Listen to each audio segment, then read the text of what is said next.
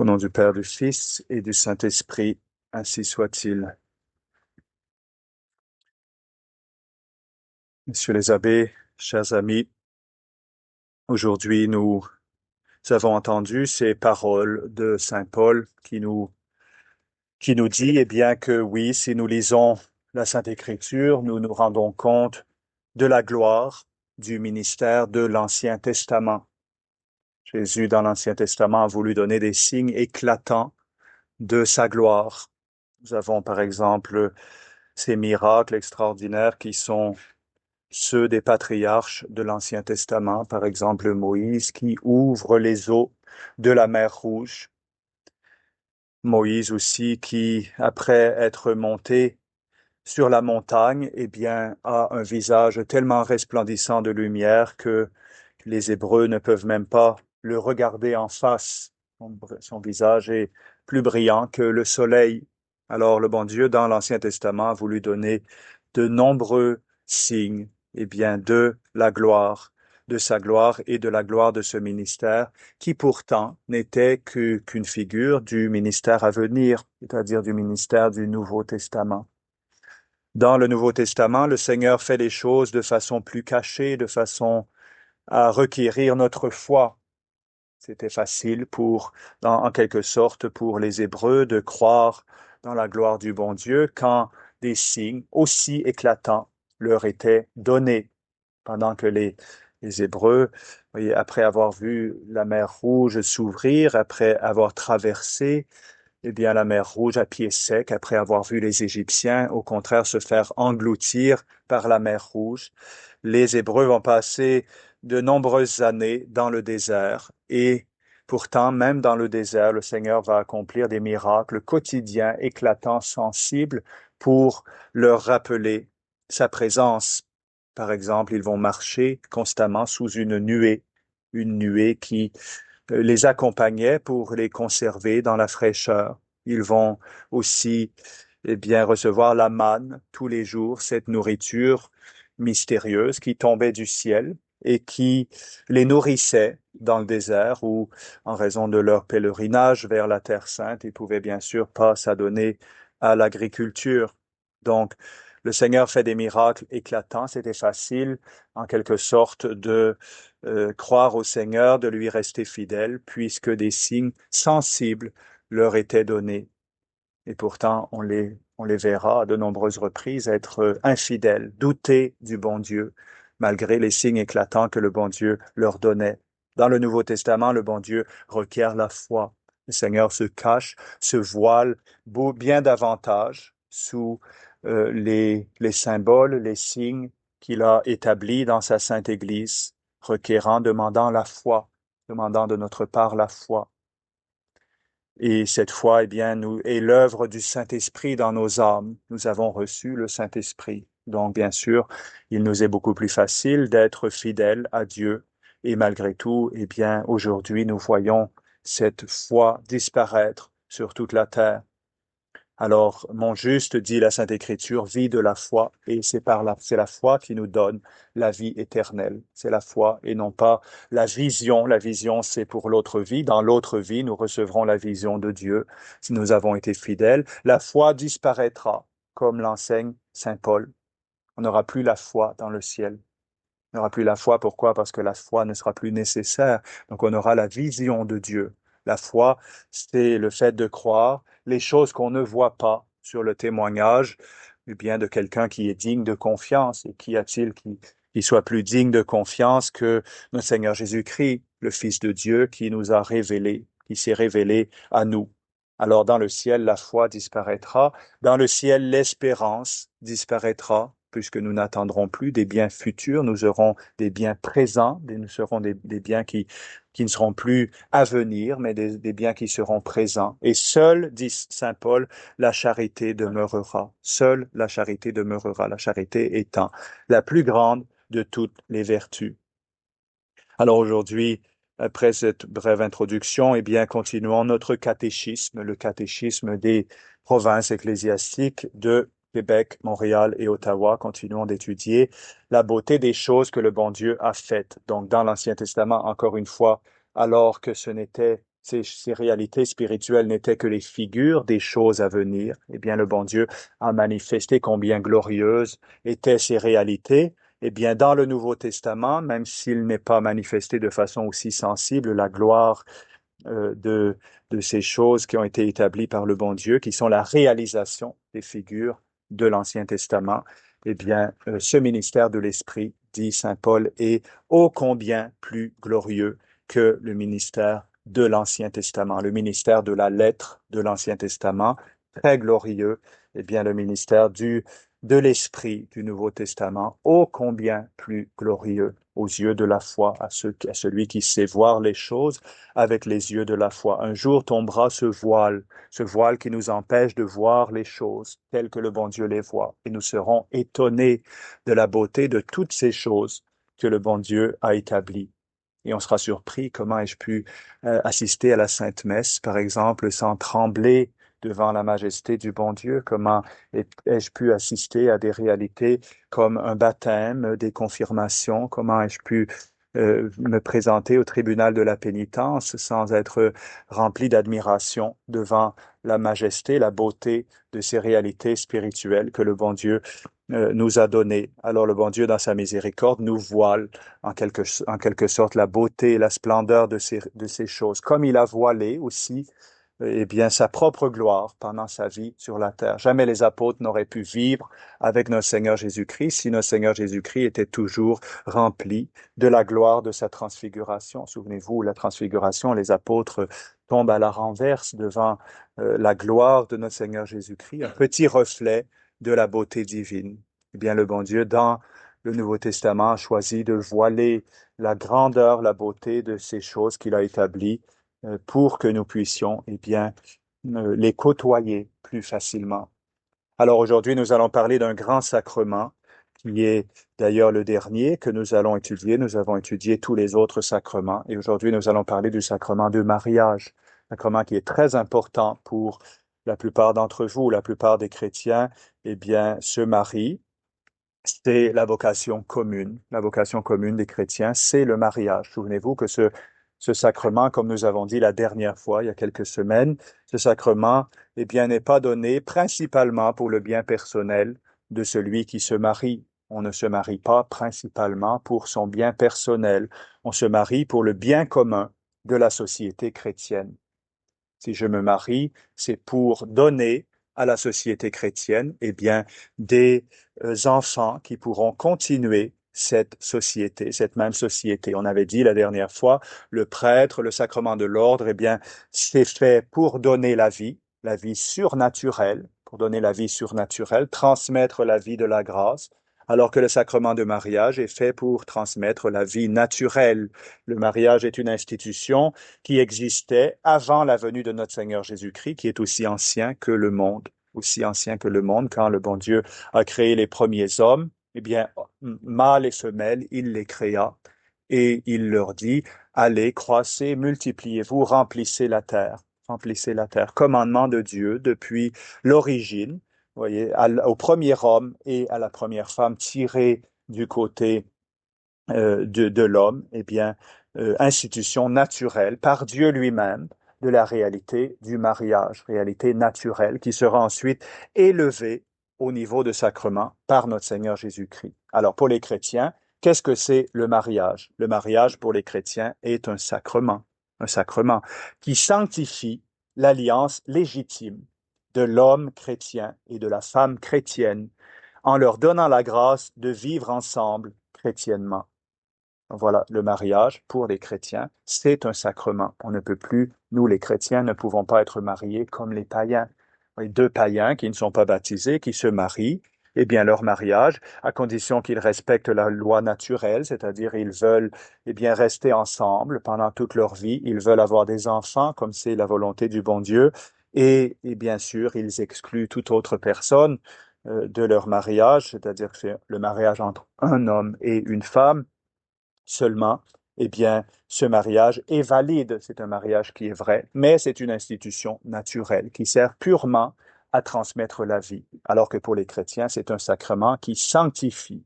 Donc, cette alliance naturelle est élevée par le bon Dieu au niveau de sacrement, de telle façon, eh bien, qu'elle produit aussi la grâce. Les parents chrétiens ne transmettent pas seulement la vie naturelle, bien par leur mariage, il y a aussi, voyez, une transmission de vie surnaturelle qui existe entre les deux époux et puis entre les parents et les enfants. Le mariage est un sacrement qui sanctifie l'alliance légitime, pourvu qu'elle soit légitime, de l'homme chrétien et de la femme chrétienne en leur donnant la grâce de vivre ensemble chrétiennement. Alors peut-il y avoir alliance légitime entre chrétiens autrement que par le sacrement de mariage? Est-ce que les chrétiens peuvent être alliés, que peuvent être unis autrement que par le sacrement de mariage? Non, ce n'est plus possible. Depuis que notre Seigneur Jésus-Christ a élevé le mariage au niveau de sacrement pour les chrétiens, eh bien, il ne peut y avoir alliance légitime entre chrétiens autrement que par le sacrement de mariage, parce que Jésus-Christ a élevé le mariage entre chrétiens à la dignité de sacrement.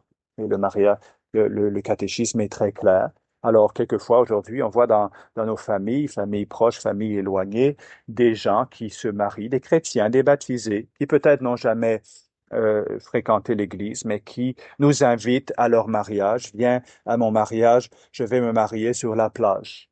Alors, sans prêtre, sans sacrement, sans bénédiction. Je vais me marier sur la plage ou au terrain de golf ou n'importe où ailleurs. Oui, eh bien, est-ce qu'on peut cautionner une telle alliance? Non. À partir du moment où l'un des deux, à partir du moment où l'un des deux, eh bien, est catholique, eh bien, il doit se marier devant l'Église.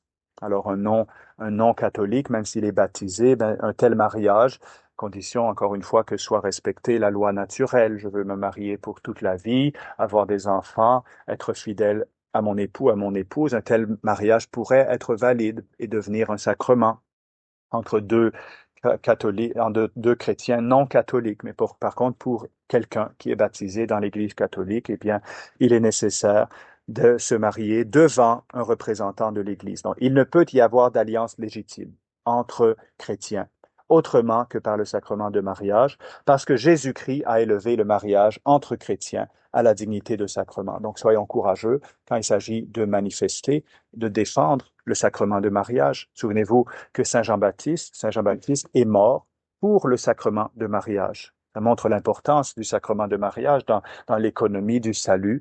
Et notre Seigneur Jésus-Christ a voulu que son précurseur, celui qui l'avait envoyé, voici que j'envoie mon ange devant moi, qui préparera mes voies.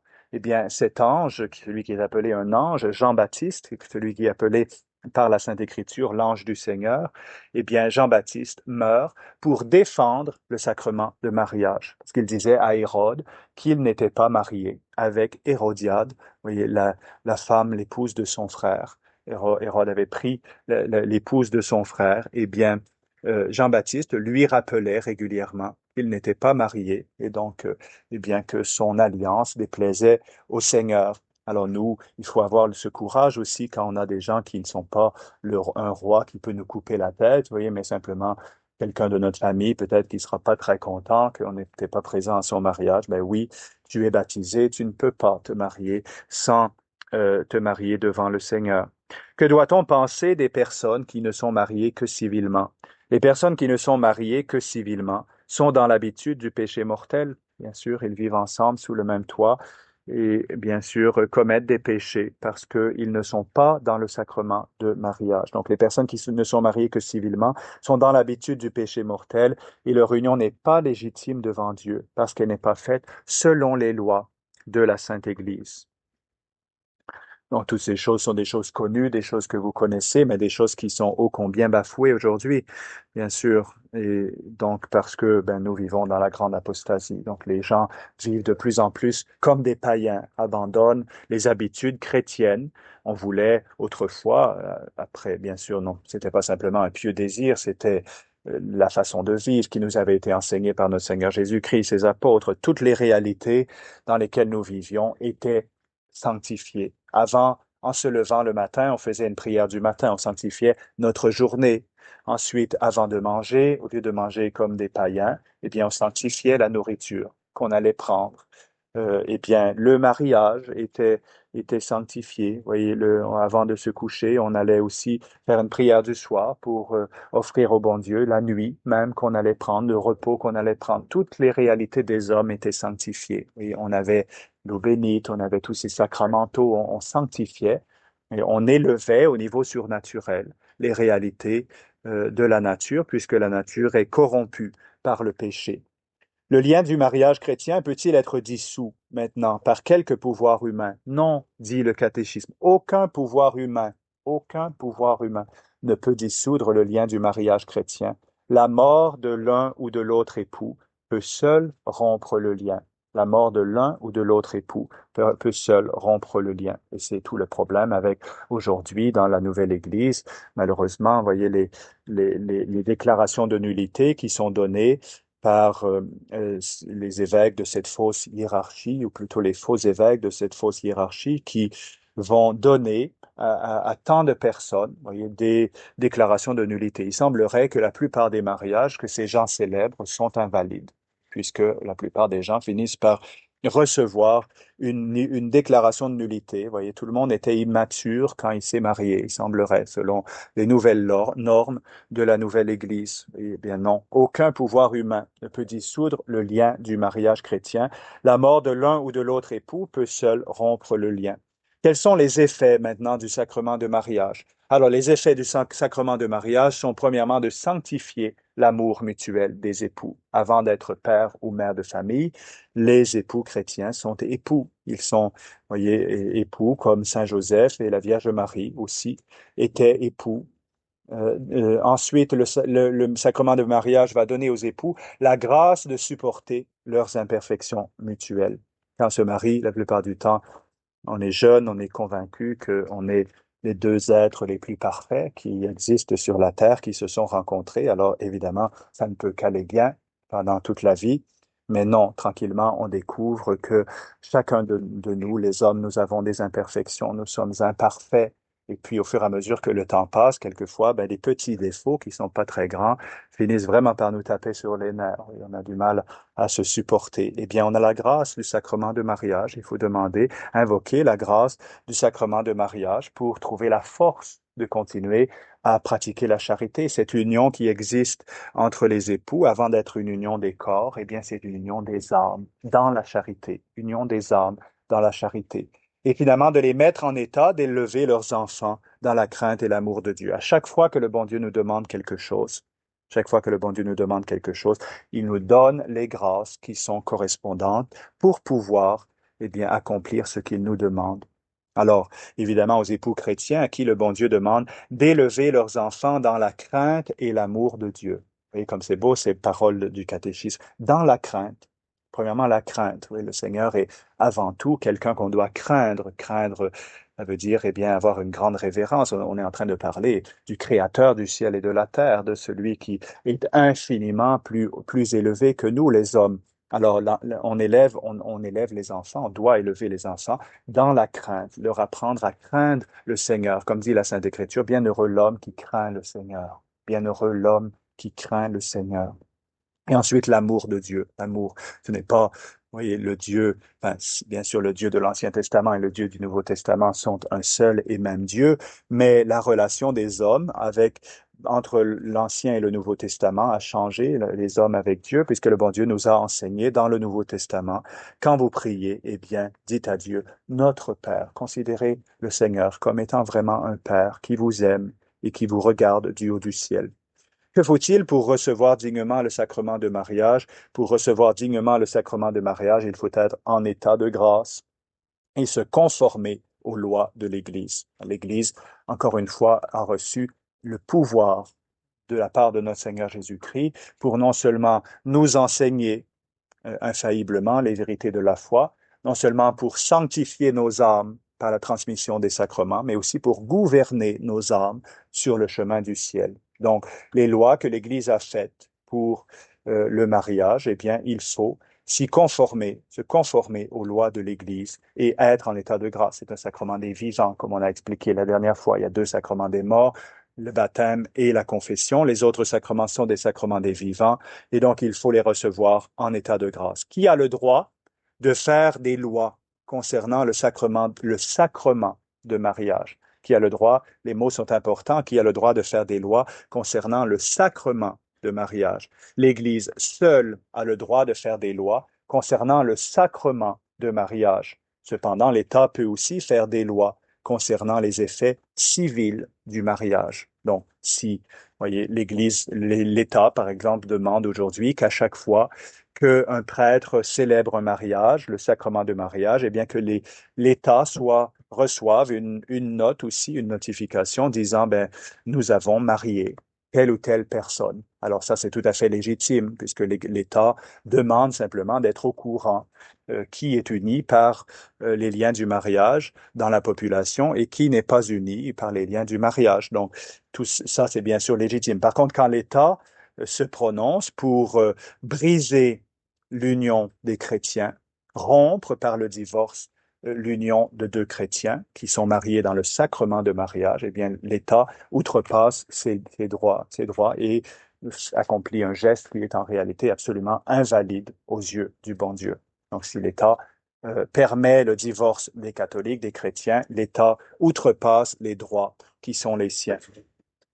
Pourquoi l'Église défend-elle les mariages des catholiques avec des personnes d'une autre religion ou qui n'en ont pas du tout? Ça, c'est très important parce que aujourd'hui, quelquefois, on a, vous voyez, même dans nos chapelles, des gens qui voudraient peut-être se marier avec des non-catholiques.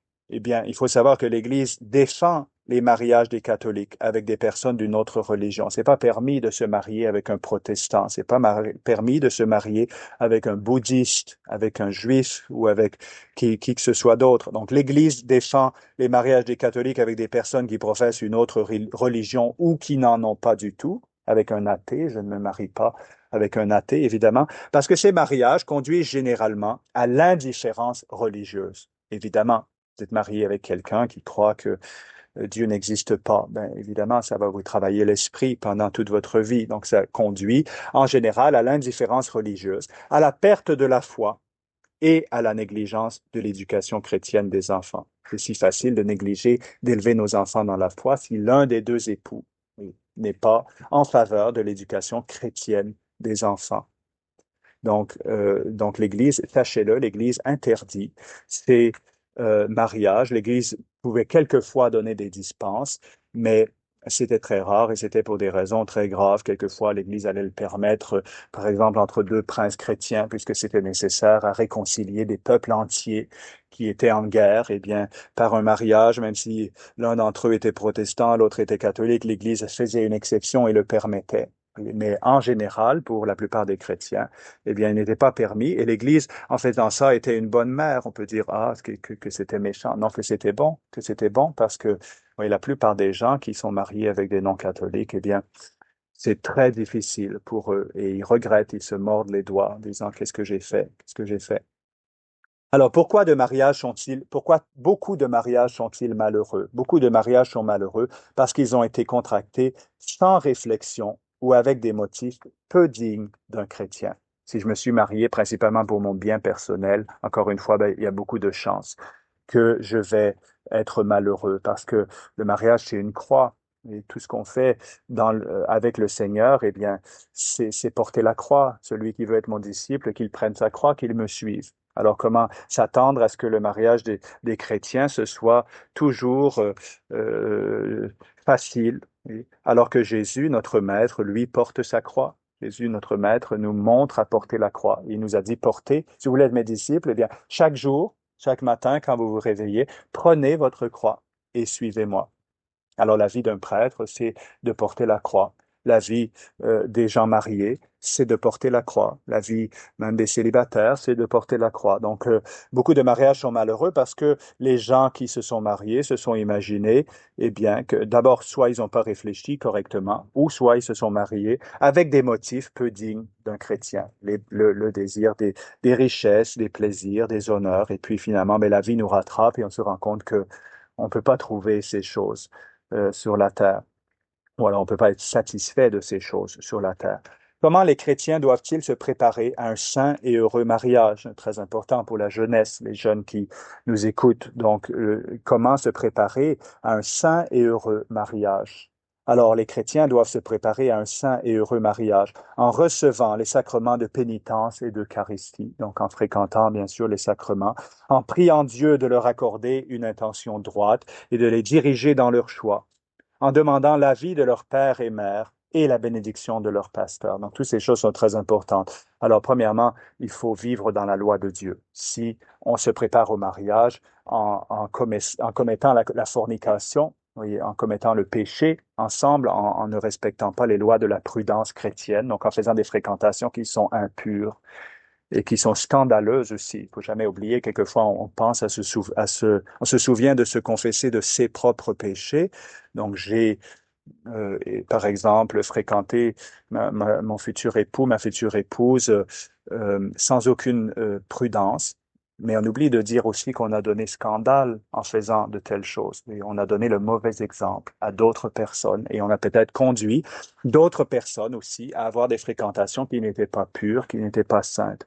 Donc, en recevant, d'abord en respectant bien sûr les règles de la prudence chrétienne pour éviter de tomber dans le péché. Pas compliqué. Si on tombe dans le péché en se préparant au mariage, eh bien, on sait qu'on n'est pas en train de faire des bonnes fréquentations. Les règles de la prudence chrétienne, c'est-à-dire d'habitude autrefois on se fréquentait chez les parents, vous voyez, chez les parents en général de la future épouse. Et donc si nos fréquentations nous conduisent à tomber dans des péchés de quelque nature que ce soit, particulier bien sûr au niveau sexuel, eh bien on sait qu'on ne respecte pas les règles de la prudence chrétienne. Il n'y a pas besoin, ça prend pas la tête de Papineau, comme on dit, pour comprendre ça. Vous voyez, si je tombe dans le péché, eh bien, ça veut dire que je ne respecte pas les règles de la prudence chrétienne. Donc, en recevant les sacrements de pénitence et d'Eucharistie, en priant Dieu de leur accorder une intention droite, il faut prier le bon Dieu et de les diriger dans leur choix autant et aussi longtemps qu'on n'est pas marié, eh bien, il est temps de changer d'idée si c'est nécessaire, en demandant l'avis de leur père et mère. Ça, en général, c'est vraiment une des plus grandes règles de la prudence quand les parents, en général, quand les parents, voyez, mettent un holà et disent attention, je suis inquiet, eh bien, c'est une lumière rouge qui s'allume. Ça ne veut pas dire nécessairement que ils ont toujours raison, mais quand même, c'est une lumière rouge qui s'allume. Attention, très probablement, ils ont raison. Et en demandant l'avis de leur père et mère et la bénédiction de leur pasteur, le prêtre qui nous connaît aussi. Si on a un pasteur, si on a un prêtre qui nous connaît depuis longtemps, c'est une bonne personne à qui demander aussi sa bénédiction pour le prêtre, normalement, ben, a le courage de nous dire si ce n'est pas une bonne chose, si on n'est pas en train de se préparer pour un bon mariage. Oui, c'est dur pour les gens qui se préparent au mariage d'accepter la vie des autres personnes, bien sûr. Mais il faut se souvenir que on est souvent un bien meilleur juge des autres que de soi-même. On a tous de la difficulté à se juger soi-même. On se voit pas, vous voyez.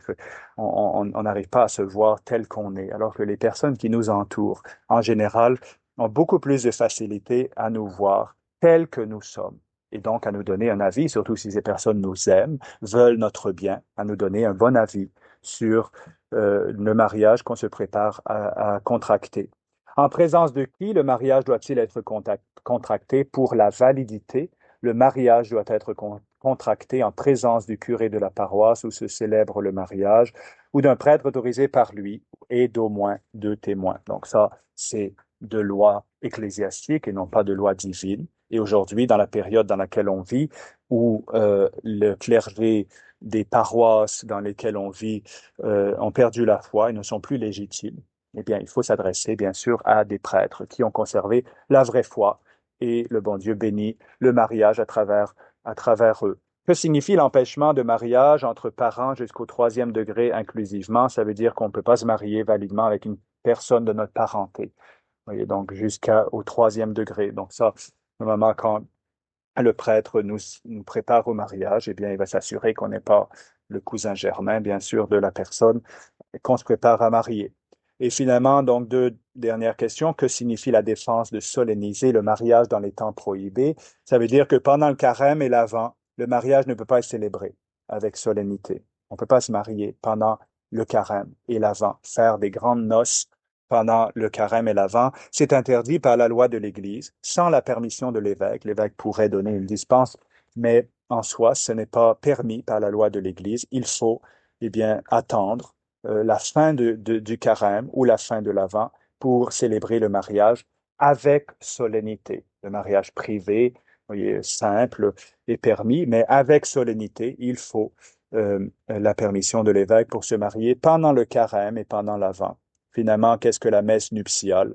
La messe nuptiale est une messe dans laquelle le prêtre, au nom de l'Église, prie spécialement pour les nouveaux mariés et leur donne une bénédiction particulière. Et on a eu un mariage il y a quelques jours et j'expliquais cette chose puisque, et je vais terminer par là aujourd'hui, donc parce que quelquefois les gens, surtout aujourd'hui à notre époque qui est très féministe et on a du mal à comprendre les relations véritables qui existent entre les hommes et les femmes. Vous voyez, le bon Dieu a créé l'homme, premièrement, et ça, on voit ça dans la Sainte Écriture, et ensuite, l'homme est le principe de la femme, c'est-à-dire que la femme a été tirée de l'homme, donc l'homme est le principe de la femme, et l'homme est aussi la fin de la femme, oui, c'est-à-dire que la femme a été créée pour l'homme, pour être son aide.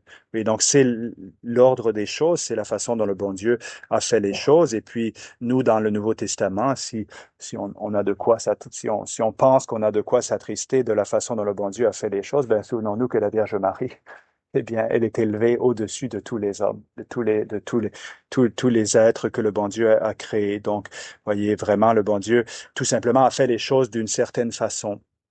Et donc, c'est assez impressionnant de voir que pendant la messe nuptiale, il y a une bénédiction nuptiale spéciale pour l'épouse. Donc, l'épouse va se mettre à genoux et le bon Dieu, le prêtre plutôt, pardon, va faire des prières spéciales sur elle pour qu'elle soit fidèle à son époux, etc. Et quelquefois, les gens disent, mais pourquoi il fait pas la même chose pour l'homme aussi, pour le mari? Eh bien, parce que dans le mariage, dit Saint Paul, le mariage est la figure de l'union qui existe entre le Christ et son Église, entre le Christ et son Église, et qui sont deux réalités qui sont saintes, bien sûr, le bon Dieu, le Christ et le Saint des Saints, vous voyez, le Saint, Saint, Saint et le Seigneur, mais aussi l'Église établie par notre Seigneur Jésus-Christ est sainte. Je crois à l'Église une sainte catholique et apostolique. Donc, mais des prières sont adressées, vous voyez, au bon Dieu pour l'Église de notre Seigneur Jésus-Christ. À chaque fois qu'on célèbre la messe,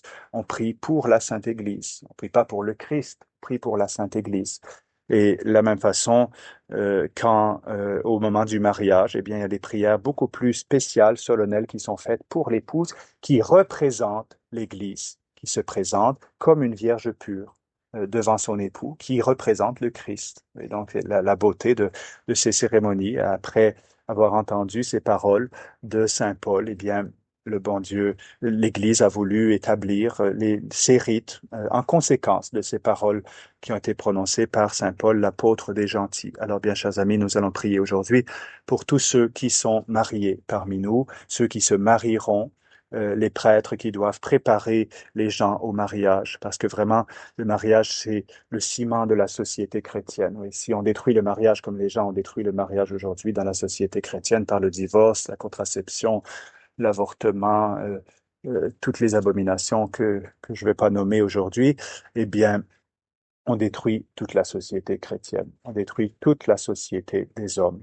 au niveau naturel et encore plus pour les chrétiens au niveau surnaturel. On détruit tout l'ordre chrétien, l'ordre naturel et l'ordre chrétien de la société. C'est pourquoi, vous voyez, aujourd'hui, on se demande qu'est-ce qu'on peut faire pour rétablir la société chrétienne. Ben, la première chose pour ceux qui sont appelés à cette vocation, eh bien se marier avec la grâce du bon Dieu et puis persévérer dans un saint mariage, être fidèle à à son mariage et témoigner aussi de notre mariage. Vous voyez, on n'appelle pas notre époux, notre épouse, mon partenaire, mon conjoint même, oui, mon époux, mon épouse, mon époux, mon épouse. Nous sommes mariés dans le sang de notre Seigneur Jésus-Christ. Et donc, nous en témoignons, en rendons témoignage.